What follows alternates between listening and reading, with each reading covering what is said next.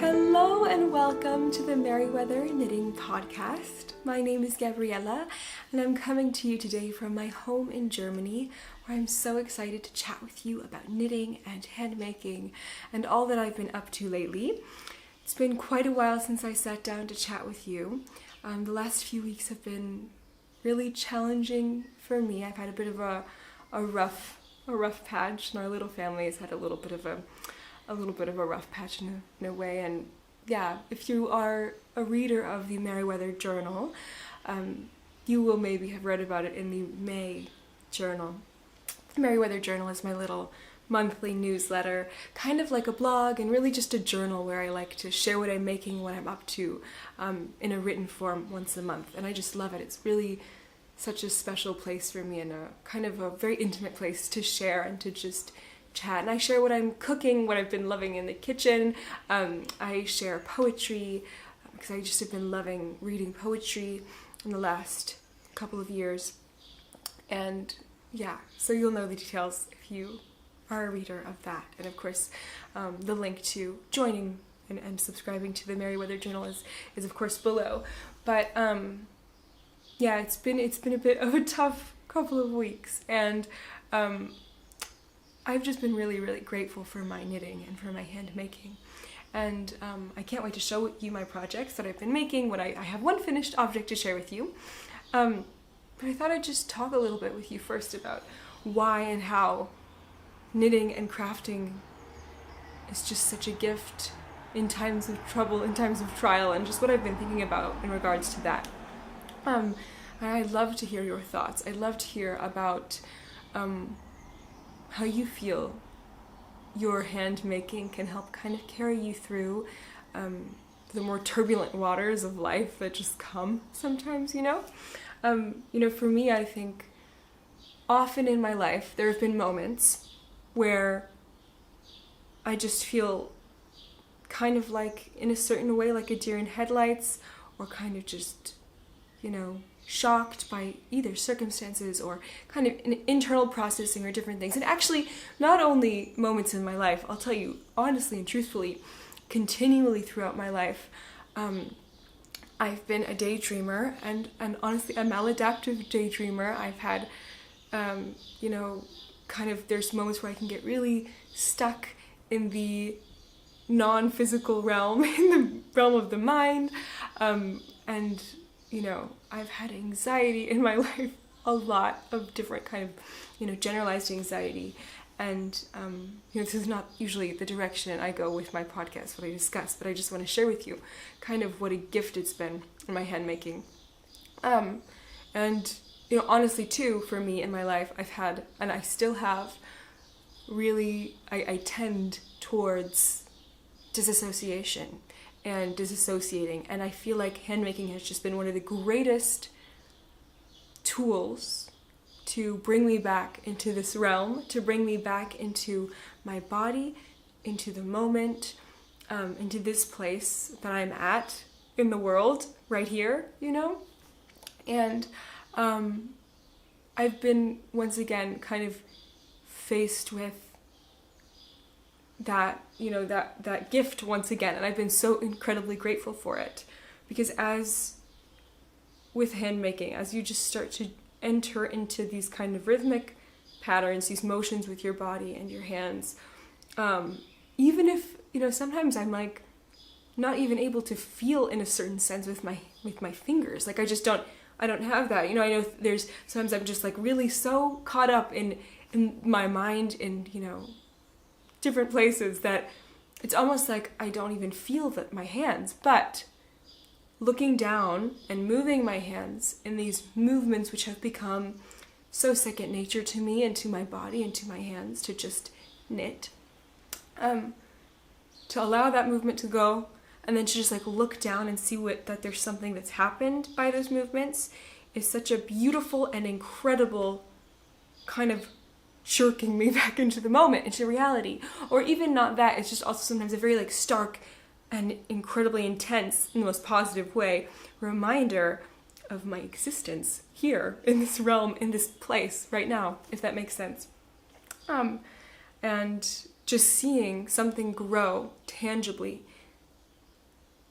brings me right back into the present, brings me back into the moment, brings me back into my physical body, into the place that I'm occupying in a sense. So I'm just so grateful. And it's been a lot of stockinette for me, because sometimes I do think, especially in moments like of disassociation or needing to focus or feeling kind of caught up in a whirlwind, I do love textured knitting. I love cables, I love lace, I love color work, because I think the focus that requires and the intentionality kind of brings my focus somewhere, which is really good. But this time, what I've really just needed is this physical movement, and for something to happen, you know, to have this kind of physicality, which is just the stockinette stitch, just the, you know, in through the bunny hole, around the big tree, out through the bunny hole, and off hops she, which is the little poem that I use with Esmeralda. I know there are so many different little rhymes, not really a poem, it's more of a rhyme, to learn to knit. And that's one my daughter Esmeralda and I use as I've been teaching her to knit slowly but surely.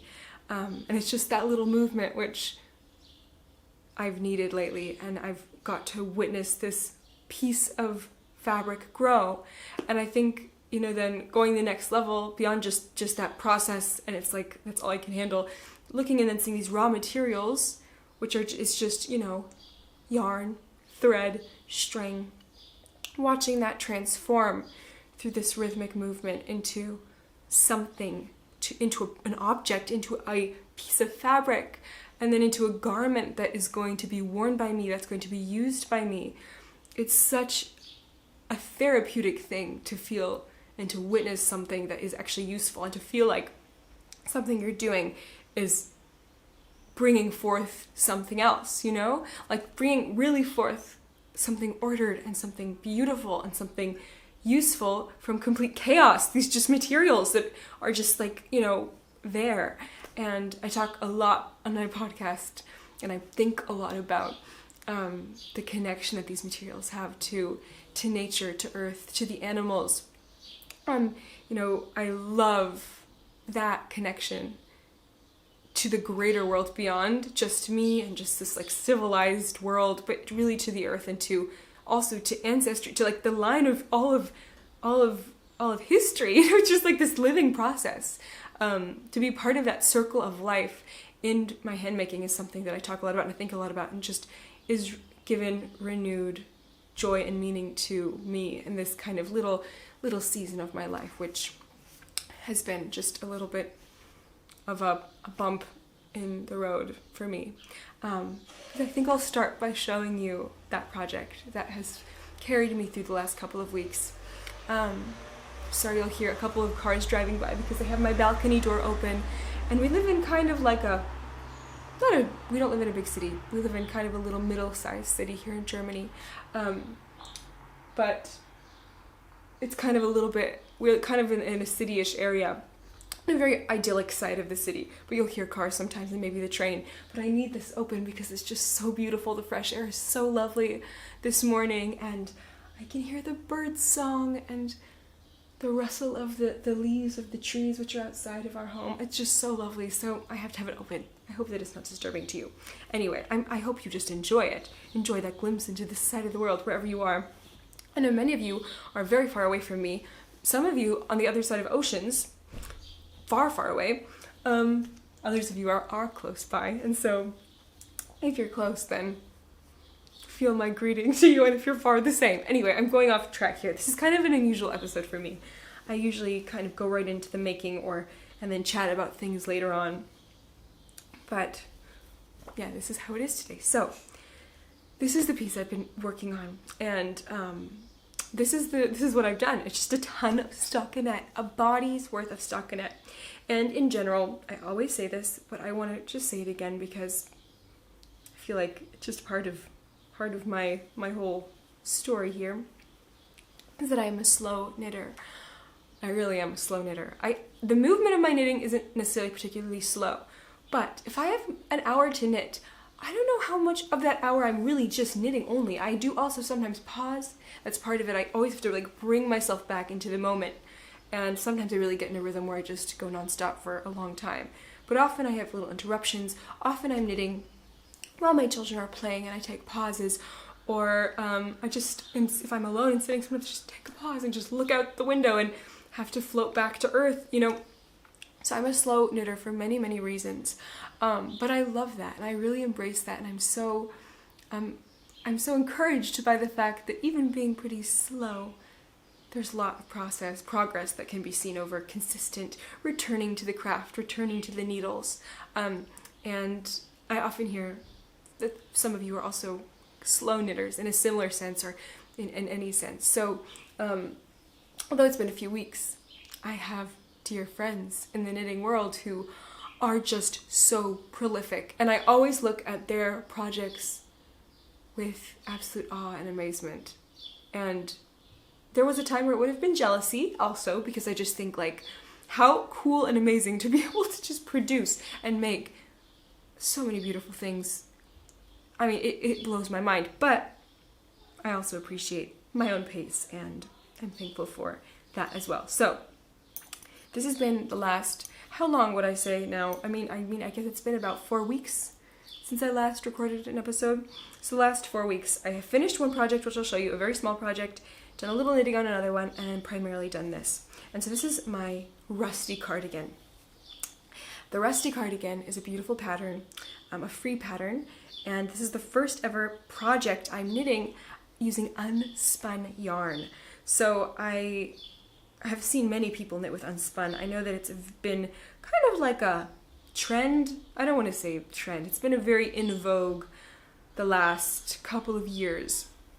It's kind of, I feel like, had its peak, and now I think people who really enjoy it continue to use it. But there was a while where it was like huge hyped up. I saw it everywhere all the time. Just so much unspun. And I never did it at the time. I'm more of like a late starter to things like this, I feel like often. I feel like in the midst of something being really exciting and hyped up and I see a lot of it, I just tend to not want to participate. And maybe that's a bit of the contrarian in me. I do love to participate in community events, but I don't know, I just kind of like, I don't know, now that I feel like it's not so over the top all the time, I'm like, I want to try it now. I really want to try it unspun. And I was really inspired because I was gifted a gorgeous plate of unspun and it just looked so lovely. I wanted to try it. And honestly, all the unspun patterns are just so, they're so beautiful, and they have this luscious, gorgeous quality to them. So I'm so excited to have started. And I'm knitting with Plötulopi, which is a very, very affordable unspun yarn. And I've heard from many people that it's also not the most soft. It's more of a little bit more of a rustic, which it definitely feels rustic. I'm not so sensitive to rustic yarn. I'm pretty tolerant. My skin allows that. I just, I'm fine with wearing rustic kind of fibers and woolly yarns. So I don't mind at all. But I do, now that I've started, I will tell you, I do want to knit with more unspun for sure in the future. And I do want to try a more soft one. I think it would be so fun. But this is what I have so far. This is my Rusty Cardigan, the body. It's a little crumpled up because this has now been in the bottom of its little project bag. And look, there's a little daisy, a dried daisy there, which I guarantee was gifted to me by my sweet daughter. My daughters love to pick daisies or any little wild kind of flower or little green thing that grows, and they love to gift one to me every time that we're out together, going to a meadow or to the park or to the woods. They always find something, a pine cone, something, and they gift it to me. And every time they gift it to me, I just feel like, I always think, like, this is so treasured. What days are these? Like, to be gifted flowers by my children is just the most precious thing in the world. So here's a daisy gift I'll put to the side to treasure. But it's all dried now. It's really sweet. But this is what I have. The body is finished. This is the body. And I'm so sorry it's all crumpled up, but you can see the gorgeous, gorgeous golden color. It's truly sunshine. It really reminds me of daffodils and dandelions and, just golden sunshine, sunflowers, just a beautiful, beautiful yellow. Beautiful yellow. And it reminds me so much of botanicals. And the reason why it's very important that it does is because this is a very botanical knit. Of course, there is a floral motif, a kind of botanical motif at the yoke, which I will be knitting later. But it's also my first project for the Botanical Knit Along. And I'm going to be talking about the Botanical Knit Along a little bit later in the episode. And there's even a giveaway which is going to be coming up first giveaway, so I can't wait to share that with you. It's very exciting. You of course can skip forward at any point to any part of the video. I will try to put chapters in, but this is my first knit for that knit along, and oh, it's such a gift and a nourishing thing to just be reminded of botanicals and to have this kind of connection, even just mentally, kind of putting this in that category of a botanically inspired knit. Right now, as far as motifs go, and that it's, you know, it's just stockinette, like I've said, but there's going to be beautiful botanical motif, and even just having that in my mind makes me feel just such joy. I love it. I feel like for me, the story of any knitted piece makes a huge difference in how the process feels of knitting it, and also how the product feels when I want to wear it, and having a story that's attached to it just enriches the process for me so much. And so having this kind of connection, and I look at it and I really think about daffodils, and you know, daffodils are probably a little light for this, but I think about sunshine and I think about sun hitting, you know, I really think about dandelions, honestly, and I love dandelions. I know that they're controversial because they are invasive and weedy, but they're also delicious and useful and beautiful, and I've always loved them. I've always loved daffodils. Dandelions. And so I love to think about them when I knit this. I just think it's such a fun, beautiful flower little friend. So I love that. And yeah, this has been the therapeutic project for me, just to be knitting and knitting and knitting and watching this gorgeous, huge tube of stockinette grow. And this will be, in the end of this project, steeked. I've never steeked any knitting before, which, if you're not aware, steeking is when you cut the knitting to make it into a cardigan or to open it up for other reasons. So this is just a big tube. At the end, it's going to be cut to open up for the cardigan. And yeah, I am very excited about that. The steeking part is just a couple of purl stitches, which is the center, marking the center. And this is a free pattern, by the way. And I'm loving this so far. Now I've started the sleeve. I just have a tiny bit here. You can see I've got it magic loop. It's in this bag here. Oops, magic looping it. I don't know. I might try to find some double pointed needles. I know I have some in this size, but I don't know. I just went ahead and started doing the magic loop method, and that's also working okay. Now you see it's unattached. The process of knitting unspun yarn, really quickly, before I tell you kind of like the details of my size and everything. First of all, I have not measured gauged at all. I did not swatch for this. I'm very sure it's going to fit me fine. I chose a size up from what I would usually knit. I usually knit a medium, pretty much always when I knit sweaters. I think every single one I've ever knit has been a medium, which is so funny. And I have had ones that are too big for me and too small for me, and it's just, I don't know. I have not quite figured out what ease I like and things, even with the sweaters, all the sweaters I've knit for myself and cardigans. But knowing that this is a cardigan helps, because I think cardigans are very forgiving, and I don't think this is going to be too big. I don't think it's going to be too small. I think it's going to fit very well. But I decided to knit a size up because I just wanted to. I just thought it would be fun, and I just decided to. I don't know, I guess intuitively I just thought I'm going to try that. And I'm glad I did. But the process of knitting unspun for me so far has been so dreamy and much easier than I kind of thought right before I started the project. Right before I began, I thought, oh no, is this going to be really tedious and tough to oh, I'm going to break the yarn all the time and have to reattach it. It has not been that way. It's been very relaxed. I would say the first 2 hours of knitting, I broke the yarn often. And I was given some very good advice, and we had a little mini kind of cast-on party for the Botanical Knit Along. It was me and 2 other amazing knitters on Discord, and I asked for advice, and I was given such good advice about tensioning the yarn while knitting with unspun. Both knitters had already knit with unspun, so I'm very thankful. If either of you are watching, I don't want to say your names because this is public, but I just so appreciate your advice, because I tend to wrap yarn around my fingers all different kinds of ways when I knit to tension it, you know, like this. I'll show you. I'll just try to show you with some random yarn, because I like this, you know, all around, and I knit English style. I knit both ways, but mostly just English style. Continental I just mostly reserve for color work. Although I find it comfortable, I learned to knit with my right hand, and I just like it, you know. But I learned from Alice Starmore, whose patterns are notorious for having tension, which I think is pretty tight. She recommends to just wrap yarn around your fingers many different times in different ways in order to tighten the tension. And so for a while I was a very loose knitter. I would always have a looser gauge than a pattern required.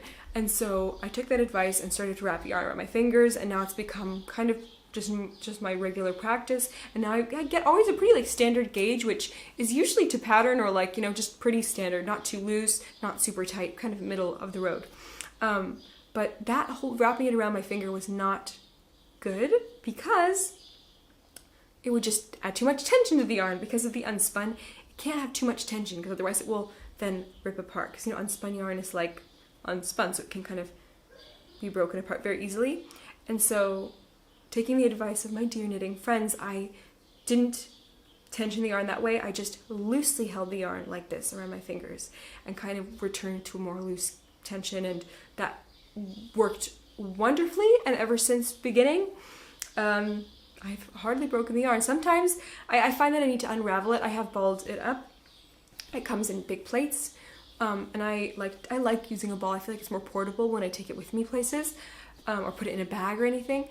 But I find if I don't unwind some of the yarn, sometimes it tends to then kind of, the tension of this is too tight between the ball and my knitting, and then it can't unravel properly. So I need to leave some yarn unraveled, and then it won't break. And so I don't break it too often. And then when it breaks, I often spit splice it, or, you know, use some tea or some water, and then just kind of felt a little bit of yarn together. I don't know if that's necessary. I think it could also just be laid on top of each other and continued. I could just continue knitting. I'd love to hear your thoughts on that, but unspun has been so much fun to knit with, and I highly recommend trying it if you're interested in it and you've not tried it yet. It's a lovely, very soft and light fabric, which is just really beautiful. I think it's going to be wonderful to wear and provide just like a very light but very warm layer with this cardigan. So I've loved it, and I've told you my size. I think I've told you all the details about this project now, so I'm continuing. I'm doing the first sleeve first, and then I'll continue on to do the yoke. Then I'll be done.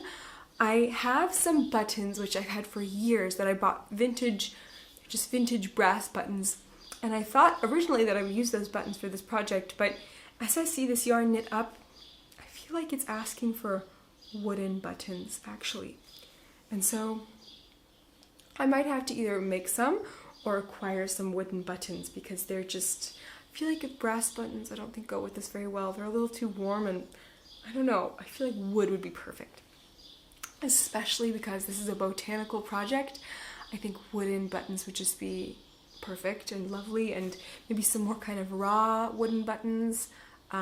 We'll see what I come up with once the time comes. But this is the contrasting color, by the way. It's very dark, beautiful chocolate brown.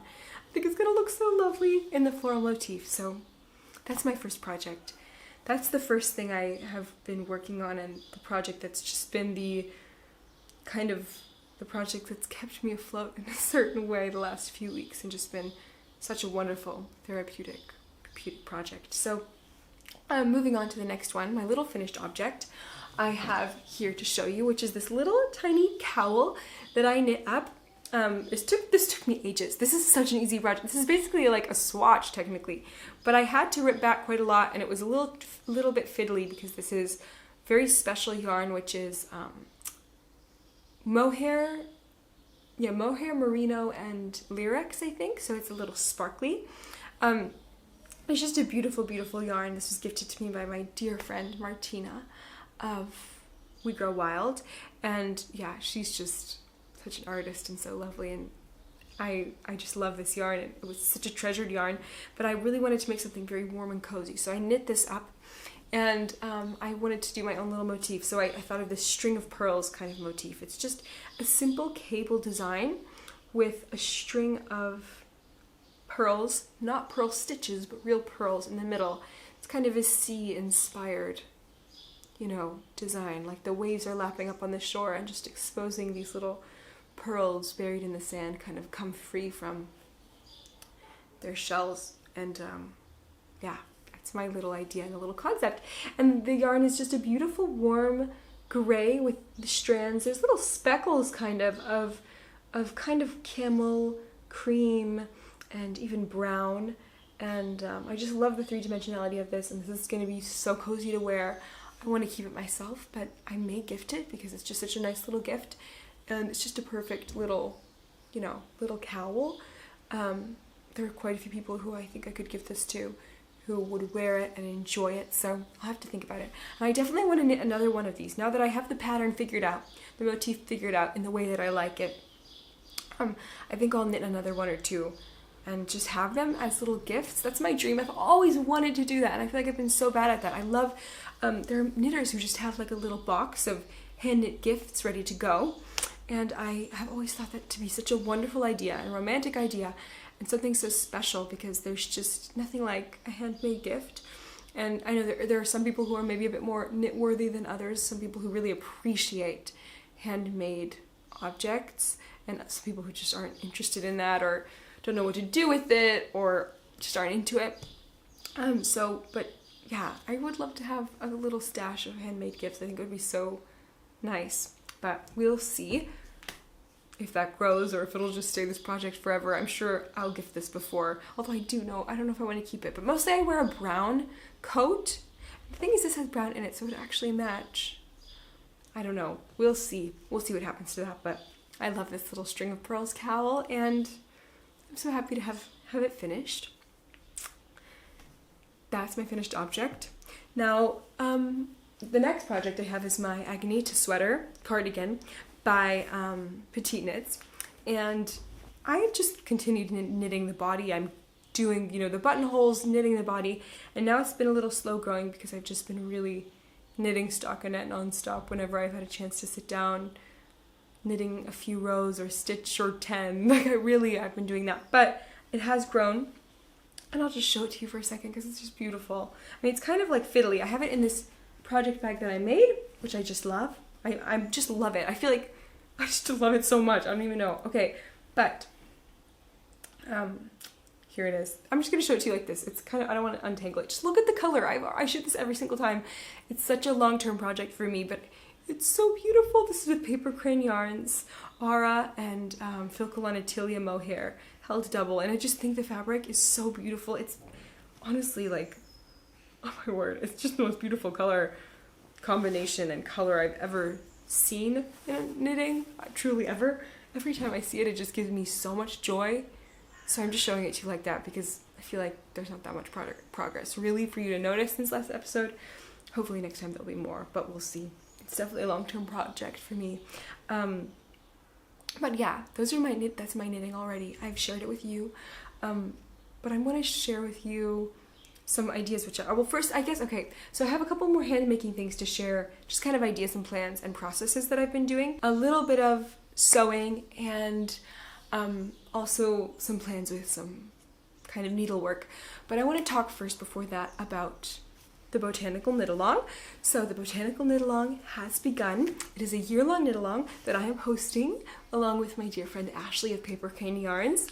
And it's just a year-long knit along, make along. It's not even a make along, it's not even a knit along, it is a make along where you can make and do anything you want, any handcrafts you want, any art medium you'd love to make with.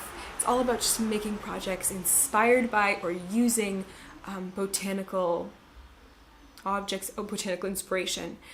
We have different, lists, and there are Ravelry bundles with pattern ideas. There's so many stunning knitting pattern ideas.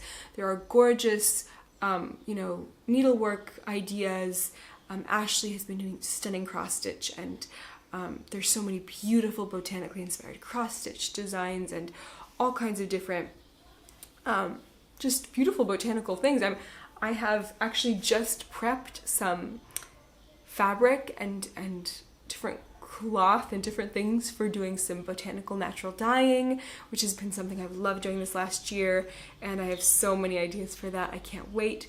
But it's just a make along that's open to anyone and everyone for all kind of botanical making. And it's running for an entire year until next May 1st of 2025. You can join at any point. You're so welcome. The way to join is to just post your project, your process, your inspiration on Instagram under #Botanical Make Along. or to join on Discord, which I'll put the link below, the Botanical Make Along Discord group. And I've loved seeing process and projects and inspiration there. I think it's just been so much fun on Discord, and getting to chat on Discord and see, and there's been garden chat and all kinds of hand making things. It's just so much fun. So I've loved it. But today, in addition to just sharing about the make along, I also thought I would share with you something very exciting, which is the very first little giveaway that we're doing. There's a little, the first giveaway in honor of the summer solstice, June 20th. My dear friend Hanna of Herbgarden Knitwear here on YouTube, but also on Instagram, on Ravelry. She's a designer. She offered to donate 3 patterns to give away for the Knit Along as prizes. So, oh my word, her designs are just absolutely stunning, and she is such a dear, darling person. I first met her a couple of years ago now, maybe like 3 years ago, I think, 2.5 years ago. I test knit a little hat for her, the AB's beanie, and I love that little beanie. I wear it all the time, and I just loved the process of test knitting for her, and ever since then we've been kind of like Instagram knitting friends, and maybe one day we'll meet because she's also German and she lives here in Germany. So yeah, I would love to meet her one day, but she just generously offered to donate some beautiful patterns. And so if you would like to win a pattern, all you have to do is post on Instagram or post on Discord. There will be 3 winners. I will randomly select from, I guess I'll use some kind of a number generator, and then find a post for a user on Instagram and on Discord as well. There are 3 patterns available, so 3 different people can win, and so I'm very excited about that. It's just going to be so special. And whether you win a pattern from Hanna or not, I thought I'd share just a couple of her designs with you, because I mean, she's Herbgarden Knitwear, just absolutely perfect. Herbgarden Knitwear, anything you choose from Hanna would pretty much qualify, because it's all by Herbgarden Knitwear. But she's really truly, I think, very inspired by the botanical realm, by nature. Her patterns often have gorgeous details, little motifs that really are just botanical, are very natural.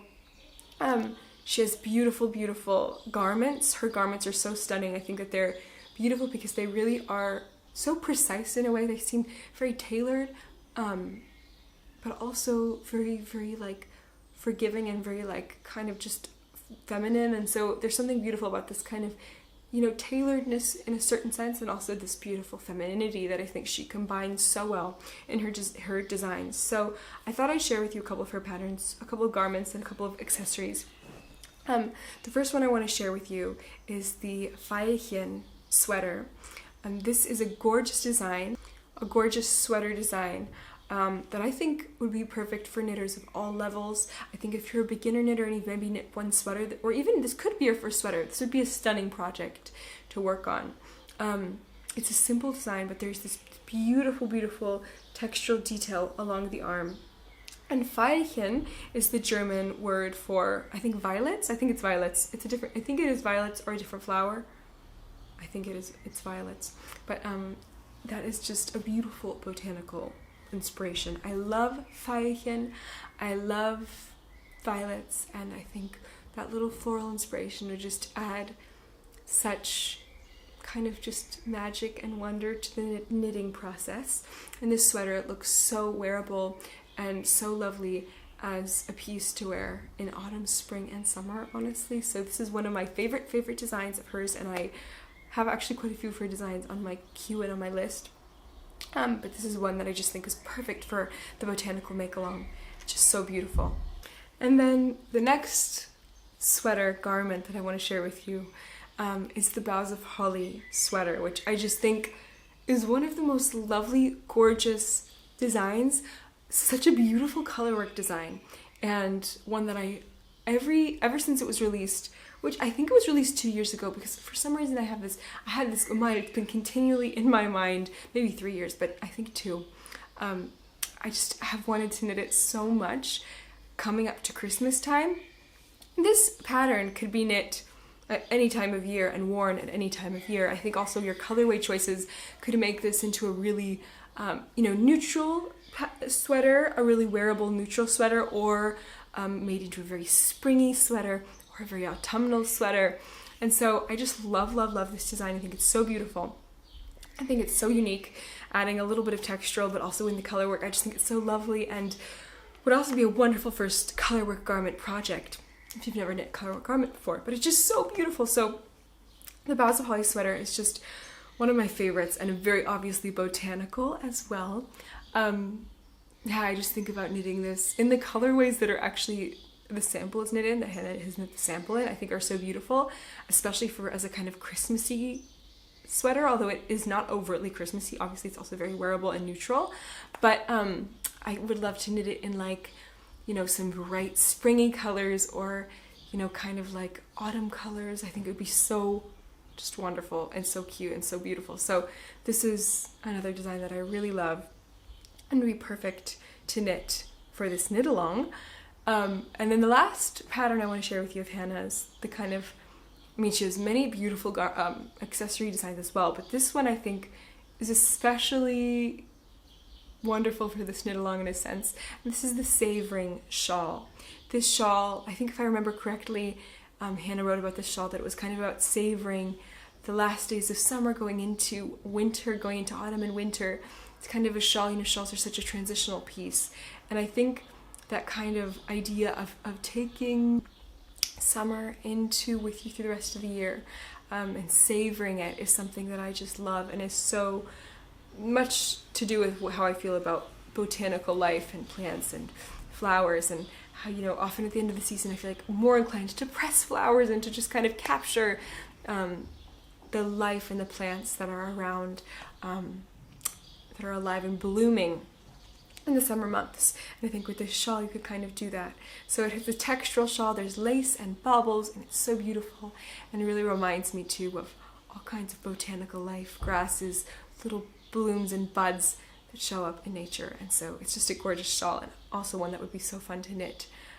Maybe in a beautiful natural yarn, maybe in kind of a tonal yarn, or a naturally dyed yarn. I think it would be so beautiful. So those are just 3 pattern ideas for this knit along of Hanna's, but she has so many other patterns. And of course, with the giveaway prize, you can choose any one of her patterns to knit and to take and to add to your library. But yeah, those are 3 that I think are especially wonderful for this knit along. There are so many beautiful ones. I'm just thinking as well, she has a Vivyen sweater, which of course my second daughter is named Vivyen, and so I always love this design. It's so beautiful. I think it's so feminine. It's one of those that I feel like is so elegant, kind of like tailored, but also just so feminine. And there's this beautiful detail, this beautiful textural detail. I think also baubles. I'll show you the picture. But I think it's such a gorgeous, gorgeous sweater, and one I definitely also have on my to knit list for sure. It's so beautiful. Anyway, that is Herbgarden Knitwear, and Hanna is just an amazing designer. So I hope you'll go and check out her patterns. And she also has a free headband pattern. She may have more free patterns, but I know that she definitely has a free headband pattern, which would be perfect for Botanical Knit Along as well. That is the moss headband. It's a gorgeous, simple headband. Obviously, moss is a botanical, perfect for this knit along, and would be a perfect gift as well, or a perfect quick knit to kind of just have for yourself for chilly days. I think it's a gorgeous design too.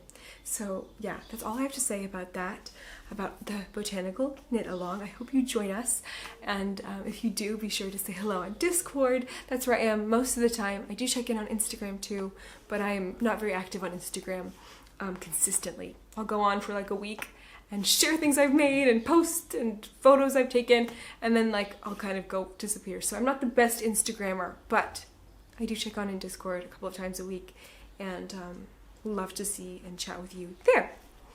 But now I have more to share with you. Okay, so first I'll quickly tell you about my ideas and my plans and my makes as far as sewing goes.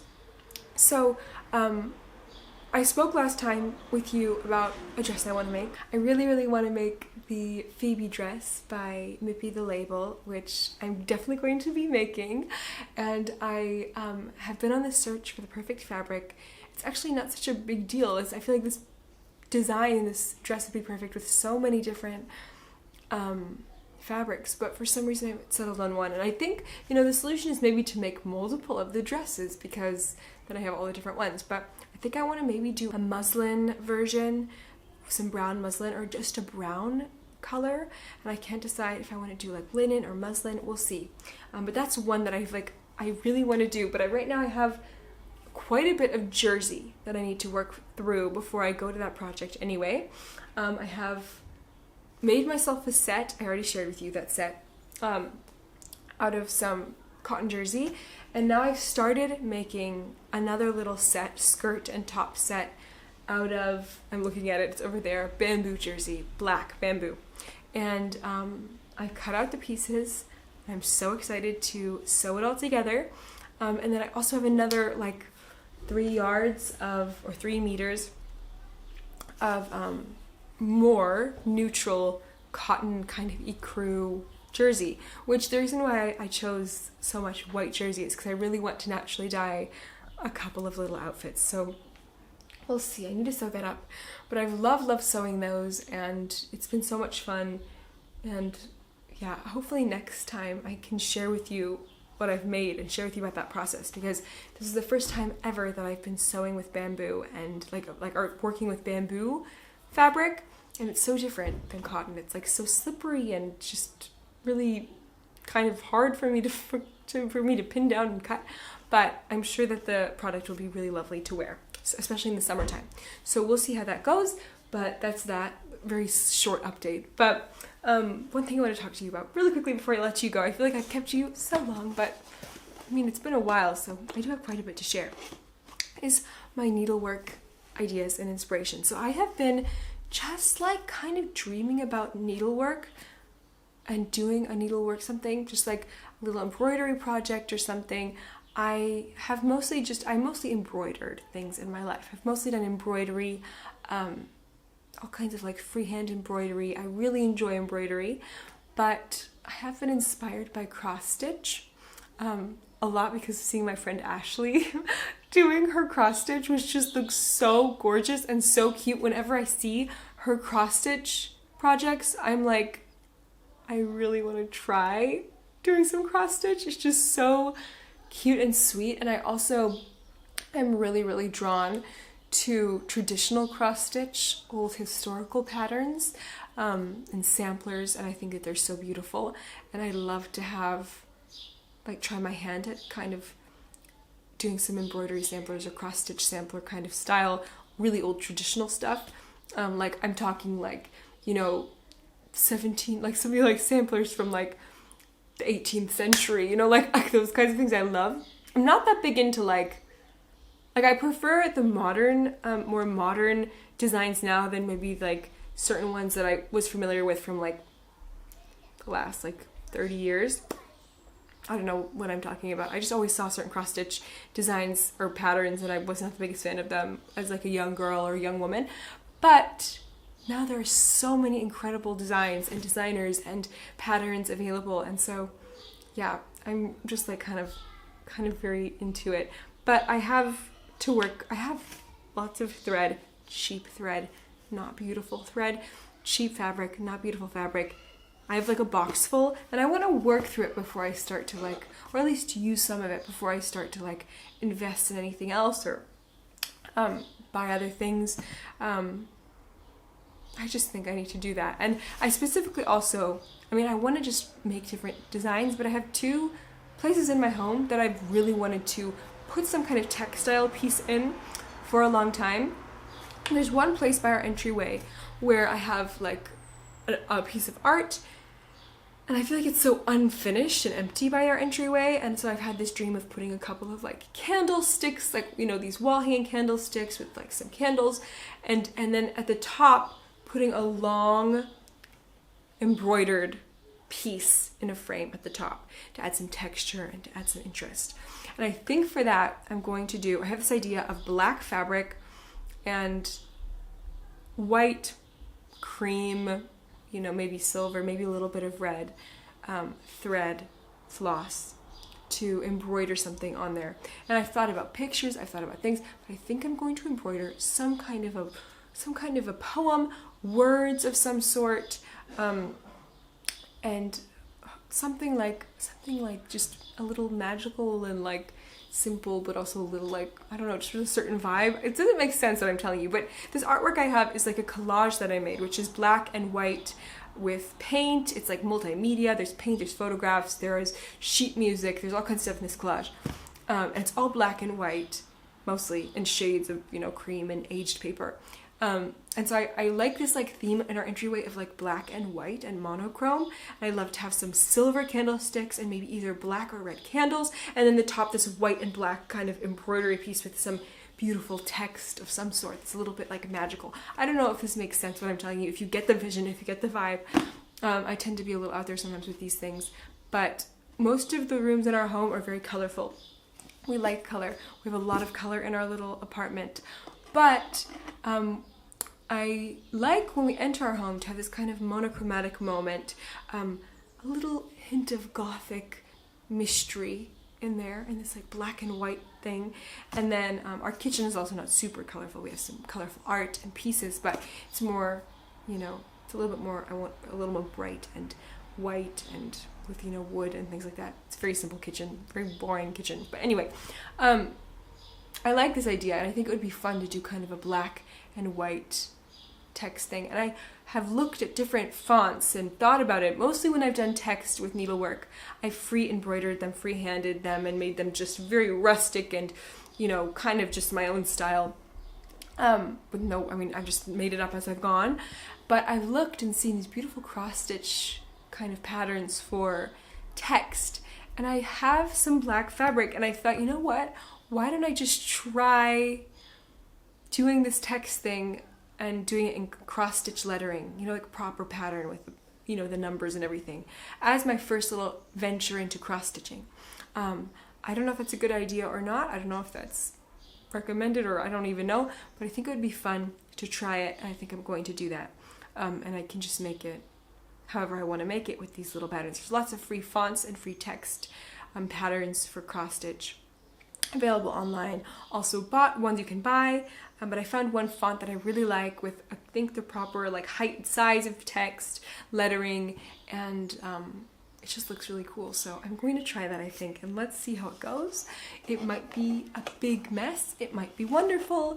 That's how things go when you are making things with your hands and making art and making craft and crafting.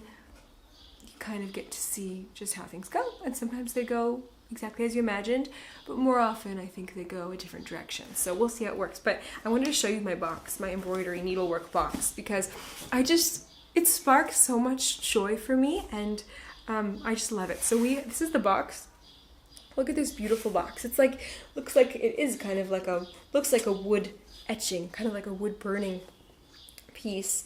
And it's this gorgeous, gorgeous picture on this wooden box. And we found this wooden box on the side of the road being given away.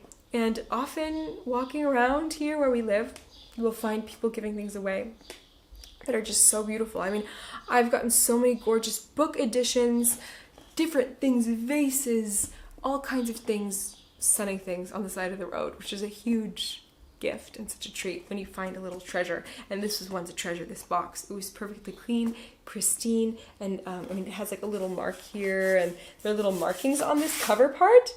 I think it probably sat on a table and maybe got damaged that way, but it's perfectly fresh and clean and just so lovely. So it's so fun to have all of our needlework in here. I say ours because Nick has said he wants to embroider something, and I don't know, he's never done it before, but he said he's wanted to do it, so maybe one day he will. Nick is my husband, and he studied art, and he has a master's in fine arts and has done all kinds of different things, but mostly his mediums, really, I mean, he's really good at pretty much anything, and he does things in his own way, in a really cool way with any medium, but mostly he's worked with film. He's been doing film, music. He's a musician, and like lots of different things like that. He also studied art history and philosophy, so we have lots of fun conversations, but he's not really ever worked with textiles of any or crafts or anything like that. So when he said he wanted to embroider, I thought it would be so fun, and he ordered himself a kit. And so there's lots of floss in here, like just this, you know, tons of different colors, and never touched it. But I get to use it all and experiment with it all, guilt-free, and try things out, and maybe learn a little. I have this black fabric, which I think I'll use as the background. And then here's this, which I don't know what kind of fabric this is. I don't know what this is. I'm sorry. But I have some of this floss too, which I think I'll use these kind of, they're two different colors, but they're like off-white cream. This one's really more of like a grayish undertone, maybe a bit of like an ecru. It's a little, kind of a different shade. It's like a little yellowy gray. I don't even know, but this one is also a bit of a cooler cream. And there's some red, which we'll use too, maybe, in this piece. We'll see. We'll see how it works out. Anyway, I just wanted to share with you my ideas and what I'm hoping to do, and I'd love to hear if you are a cross-stitcher or if you like needlework of any kind. I don't do it regularly, but it's always fun when I do, so we'll see if I get back into it now. Anyway, I have chatted and kept you long enough.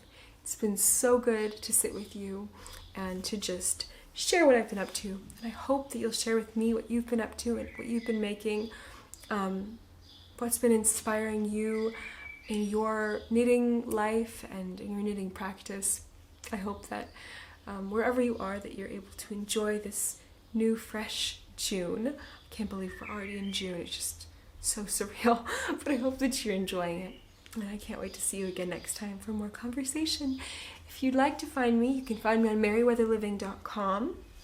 You can find me in the Merryweather Journal, where I have a monthly journal. Please subscribe, of course, there. And yeah, on Instagram as Merryweather Living as well.